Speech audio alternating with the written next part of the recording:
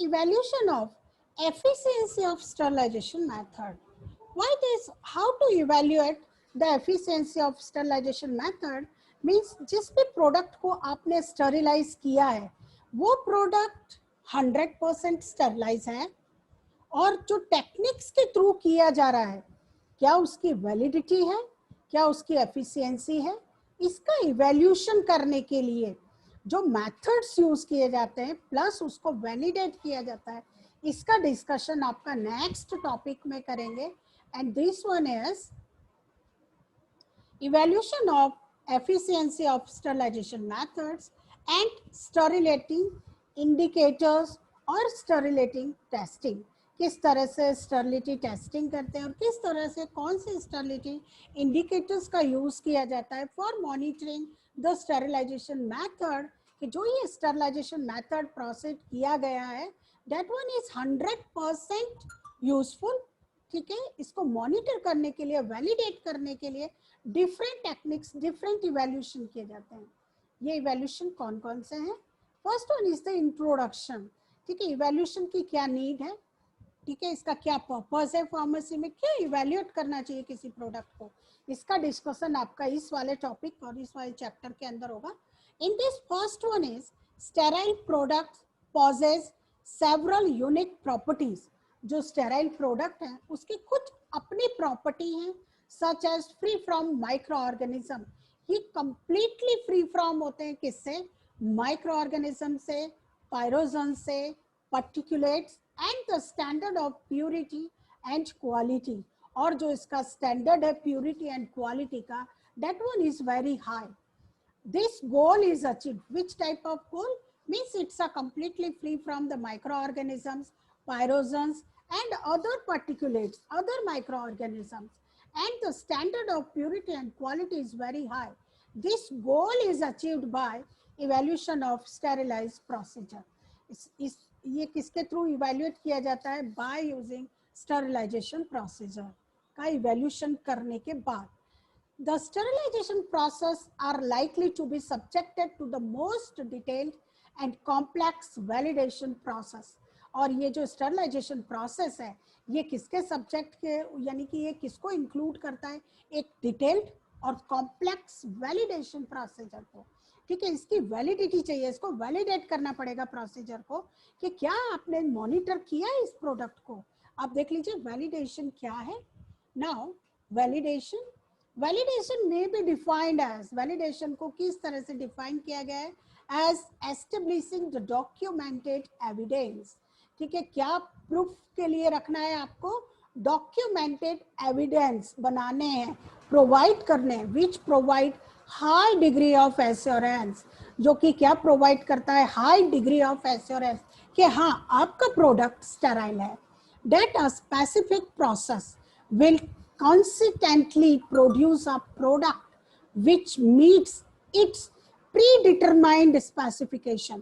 अगर हमको temperature, moist heat, sterilization techniques का यूज करना है, ऑटोक्लेव का यूज करना है तो 150 डिग्री सेल्सियस टेम्परेचर पर स्टेरिलाइज करना पड़ेगा. इसको मॉनिटर करने के लिए जो पैरामीटर्स का यूज किया जा रहा है कि हाँ ये 150 डिग्री सेल्सियस टेम्परेचर 2 आवर्स के लिए, 1 आवर्स के लिए, 15 मिनट्स के लिए आपका ऑटोक्लेव के अंदर मेंटेन था कि नहीं. और कंप्लीटली ग्लासवेयर, उसके ग्लासवेयर की सरफेस क्या उस टेम्परेचर के कांटेक्ट में आई है. ठीक है, ये प्री डिटरमाइंड स्पेसिफिकेशन है, इसको मॉनिटर करना है. उसके लिए आपको डॉक्यूमेंटेशन प्रूफ चाहिए, उसे बोला जाता है आपका वैलिडेशन. ठीक है, और उसकी क्वालिटी एट्रीब्यूट्स कि उसके बाद भी उसकी क्वालिटी चेंज नहीं होनी चाहिए और क्वालिटी की रेंज जो है वो क्या है? हाई अप होनी चाहिए, यानी कंप्लीटली स्टेराइल प्रोडक्ट होना चाहिए.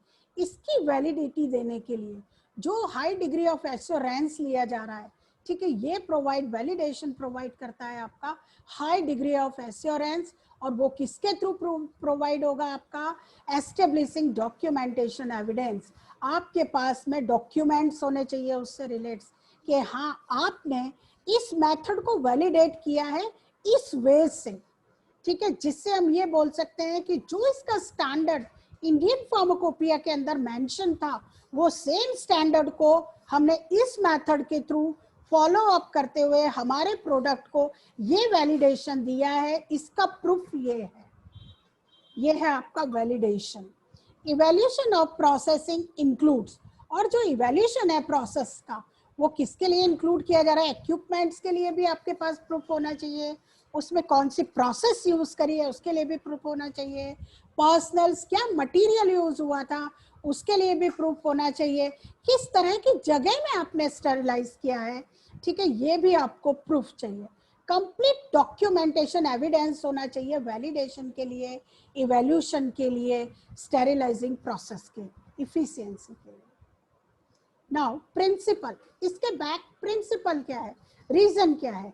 The principle involve in the evaluation of sterilization process are, इसके प्रिंसिपल जो हैं वो स्टरलाइजेशन प्रोसेस के, एक फर्स्ट वन है to build the sterility into product, product को कंप्लीटली फ्री फ्रॉम करना है माइक्रो ऑर्गेनिज्म से, पायरोजन से, उसकी क्वालिटी को इंक्रीज करना है, ठीक है। Second point, establish the specification and performance characteristic, उस प्रोडक्ट का स्पेसिफिकेशन डॉक्यूमेंटेशन तक यानी प्रिपेयर करना है कि हाँ हमने अगर ये प्रोडक्ट है लिक्विड डोजेस फॉर्म है तो इसका 1 ml लिया है आपका और इसको स्टरलाइज किया है, इस वे से किया है हमने इसको स्टरलाइज, और इसका परफॉर्मेंस कैरेक्टरिस्टिक ये रहा, उसका ऑब्जर्वेशन ये था, इसके लिए।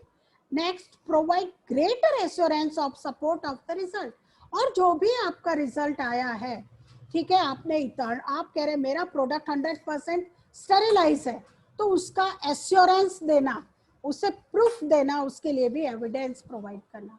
इट फॉलोज स्पेसिफिक मेथड, आपने कौन से मेथड को स्पेसिफिकली फॉलो किया है, किस प्रोसेस को फॉलो किया है, कौन से इक्विपमेंट्स को फॉलो किया है। Final product testing using validated analytical method, उसके बाद भी आपने किस अप्रूव्ड एनालिटिकल मेथड का यूज करके अपने फाइनल प्रोडक्ट की स्टेरिलिटी टेस्टिंग करी है। देन वेरिफिकेशन, किस वे से आपने अपने प्रोडक्ट को वेरीफाई किया, कैलिब्रेट किया एंड मेंटेन किया इक्विपमेंट्स को यूज्ड इन द प्रोसेस, ये सारे डॉक्यूमेंटेशन एविडेंस आपके पास होने चाहिए। ड्राई हीट स्टरलाइजेशन, अगर आप टेक्निक्स का यूज करते हैं तो उसको किस तरह से वैलिडेट करेंगे, इसके लिए पैरामीटर्स देख लीजिए आप। Dry heat is one of the most commonly used methods to sterilize and depyrogenate the pharmaceutical product। जो ड्राई हीट टेक्निक्स है वो क्या है, सबसे पहले यानी most commonly use, most commonly किसके लिए यूज की जा सकती है, ये heat sensitive oils, ointments and powder के लिए, यानी कि स्टरलाइज करना है ये थिंग्स को। तो सबसे पहले जो चॉइस ऑफ टेक्निक्स है उसके अंदर आपका कौन सी आएगी, मॉइस्ट हीट या ड्राई हीट स्टरलाइजेशन टेक्निक्स, ठीक है, जिसकी वजह से कि प्रोडक्ट को क्या करना है, completely sterilize and depyrogenate. In this method high temperature, बहुत हाई टेम्परेचर यानी कि 150 to 167 degree Celsius temperature and longer exposure time 1 hour or 2 hours is required, and it is used for the sterilization of heat stable oils, ointments and powder। उसको किसके लिए use किया जा रहा है, for the sterilization of heat stable oils, ointment and powder।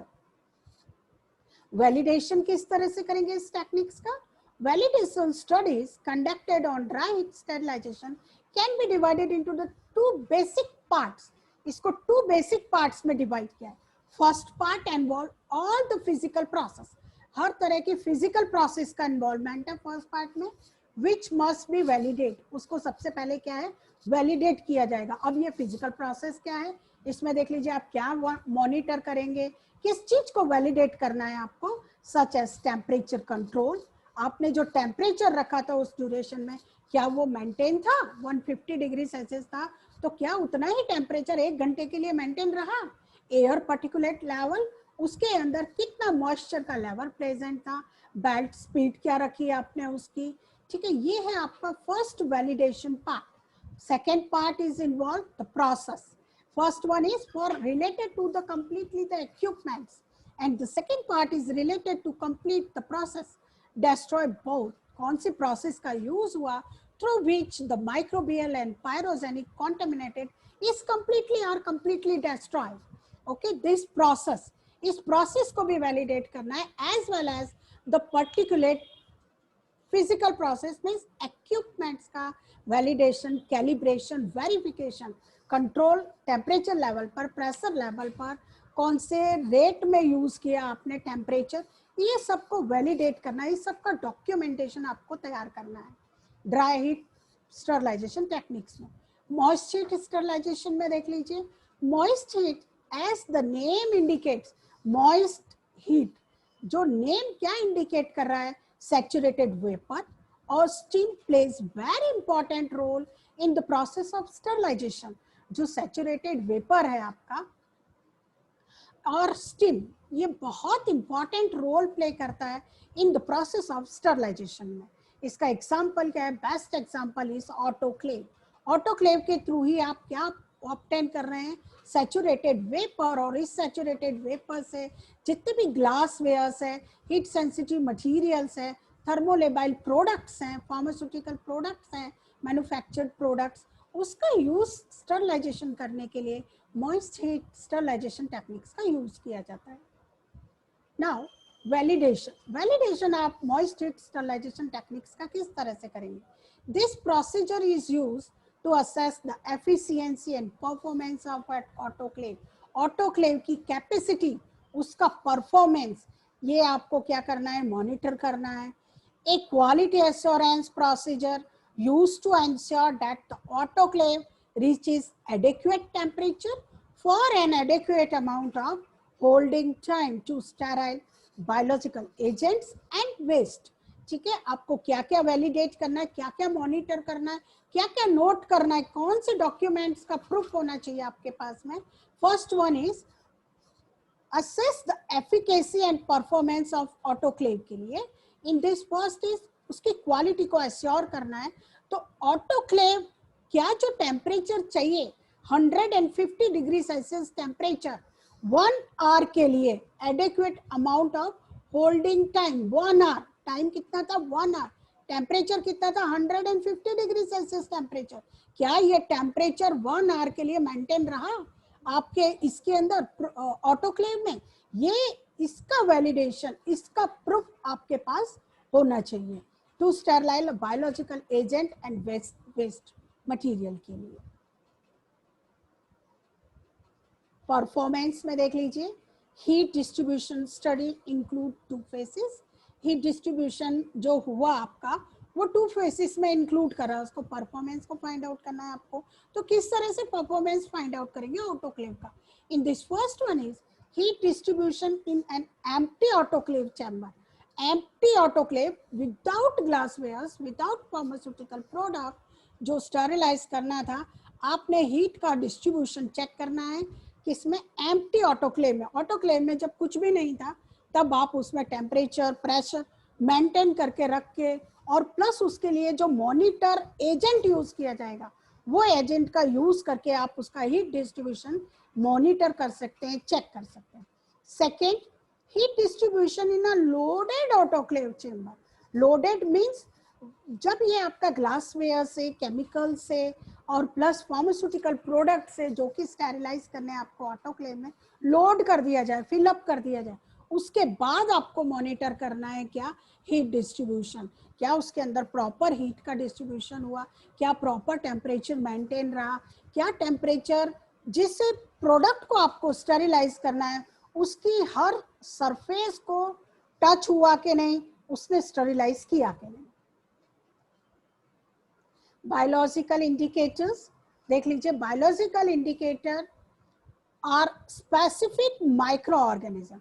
Monitor करने के लिए एक माइक्रो स्पेसिफिक, एक नहीं बहुत सारे माइक्रो ऑर्गेनिज्म है और उनका एक पर्टिकुलर टेम्परेचर पर यूज किया जाता है, उसे बोला जाता है आपका बायोलॉजिकल इंडिकेटर. यानी कि बायोलॉजी के से रिलेट्स, जिसके अंदर लाइफ है, जो लिविंग ऑर्गेनिज्म है, उसी को हम एज अ इंडिकेटर यूज करते हैं to monitor the sterilization techniques, और वैलिडेट करने के लिए कि हाँ, एश्योरेंस लेने के लिए कि हाँ हमारा प्रोडक्ट जो है वो कंप्लीटली स्टेरिलाइज हो गया है।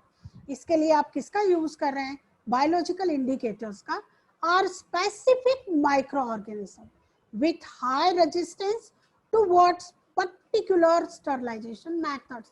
उस मेथड के लिए हाई रेजिस्टेंस है। एज फॉर एग्जांपल मैं आपको देती हूँ, बैसिलस स्टीरोथर्मोफिलस। बैसिलस स्टीरोथर्मोफिलस जो माइक्रो ऑर्गेनिज्म है, अगर हम इसको ऑटोक्लेव में डिस्ट्रीब्यूट कर देते हैं, ठीक है, इस माइक्रो ऑर्गेनिज्म को, इसकी कैपेसिटी है माइक्रो ऑर्गेनिज्म की कि ये 115 डिग्री सेल्सियस टेम्परेचर पर मर जाएंगे कंप्लीटली, ठीक है। और अगर हमने कोई भी अपना प्रोडक्ट स्टेराइल करने के लिए रखा है, ठीक है, उसके अंदर हम ये बैसिलस स्टीरोथर्मोफिलस जो माइक्रो ऑर्गेनिज्म है उसको रख देते हैं, अगर वो कंप्लीटली मर जाते हैं, कंप्लीटली वैनिश हो जाते हैं, डेस्ट्रॉय हो जाते हैं आपका 115 डिग्री सेल्सियस टेम्परेचर पर, इसका मतलब कि हमने ये मॉनिटर किया कि जो हमारा ऑटोक्लेव था उसके अंदर 150 डिग्री सेल्सियस टेम्परेचर था जब हमने उसे लोड किया। किस चीज से लोड किया? जिस चीज को हमें स्टेराइल करना है, ठीक है। इस तरह से आप स्टेरिलाइज टेक्निक्स को बायोलॉजिकल इंडिकेटर्स के थ्रू मॉनिटर कर सकते हैं। हीट पेनिट्रेशन पावर्स देख लीजिए। This is the most critical component of the entire validation process. Entire validation process का सबसे इंपॉर्टेंट और क्रिटिकल कंपोनेंट्स है। The main purpose is to determine the cold spot inside the commodity, ठीक है। इसका जो मेन पर्पस होता है वो क्या होता है? सबसे कूल एरिया का आइडेंटिफिकेशन, मॉनिटरिंग, ठीक है। अगर वो सबसे कूल एरिया का मतलब है कि उस पर्टिकुलर इक्विपमेंट के अंदर आपका टेम्परेचर, मिनिमम टेम्परेचर इस एरिया में इतना रहा, इसका मतलब कि उसके सराउंडिंग एरिया में कितना टेम्परेचर हो सकता है और हमें कितना टेम्परेचर इंक्रीज करने की जरूरत थी जिससे कि हमारे जो माइक्रो ऑर्गेनिज्म है वो कंप्लीटली नहीं मरे। किस टेम्परेचर पर? अगर हमको चाहिए 150 degree Celsius temperature, 150 degree Celsius temperature चाहिए, और अगर हमारा जो कोल्डेस्ट स्पॉट है वो बता रहा है 145 degree Celsius temperature, 145 degree Celsius temperature बता दिया अगर ये वाले स्पॉट ने, इसका मतलब कि जिस स्पॉट पर ये टेम्परेचर था, ठीक है, वहां पर एक भी माइक्रो ऑर्गेनिज्म, यानी कि जो प्रोडक्ट रखा हुआ था उसके अंदर 100% viable forms of microorganism present है।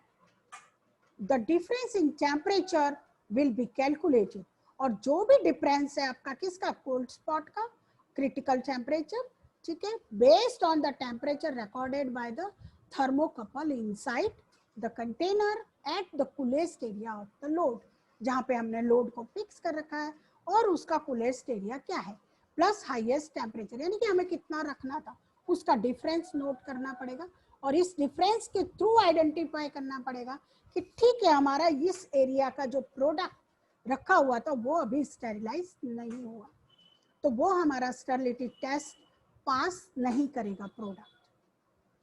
Now validation of membrane filtration.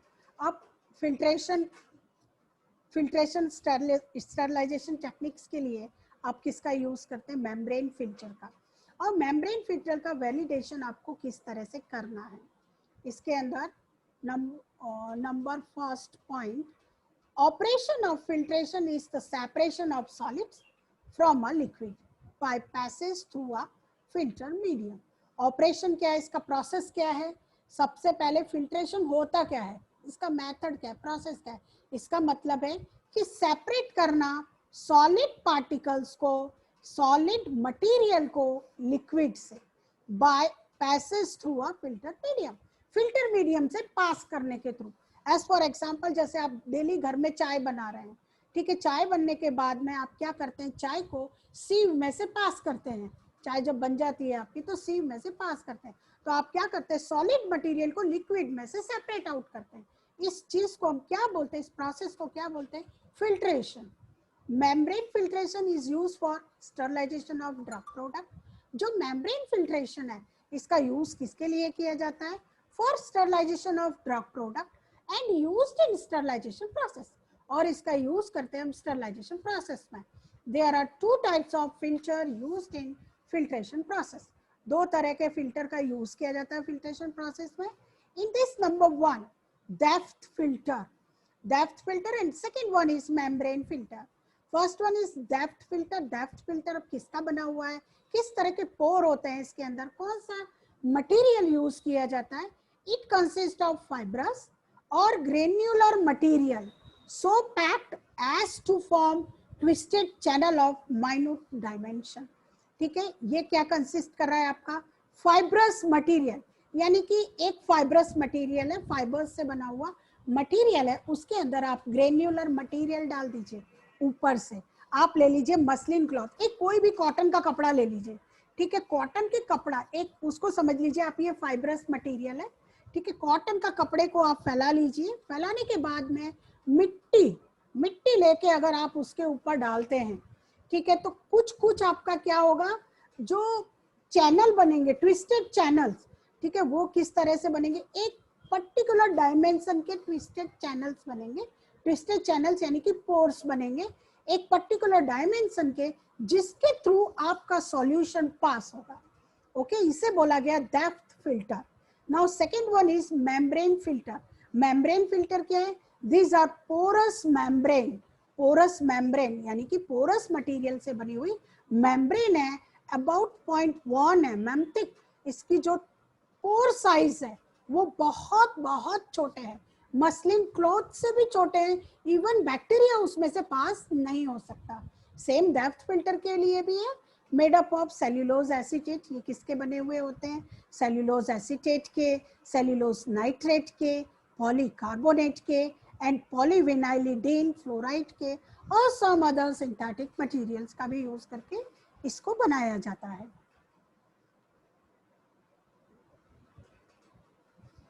Next, validation किस तरह से करेंगे. इसमें वैलिडेशन टू वे से किया जाता है. First one is operating condition time. जो उसका ऑपरेशन टाइम है, जितने टाइम के लिए माइक्रो ऑर्गेनिज्म को सेपरेट आउट करना है, सॉलिड मटेरियल का फिल्ट्रेशन होने में, सॉलिड को लिक्विड से फिल्टर करने में जो टाइम लग रहा है, ये आपका क्या है, ऑपरेटिंग कंडीशन टाइम है. इसमें देख लीजिए, long process time could allow bacteria filter which have been trapped by filter. ठीक है, एक लंबा समय चाहिए आपको बैक्टीरिया को क्या करने के लिए, फिल्टर करने के लिए. Filter manufacturer can provide the data on the retention test.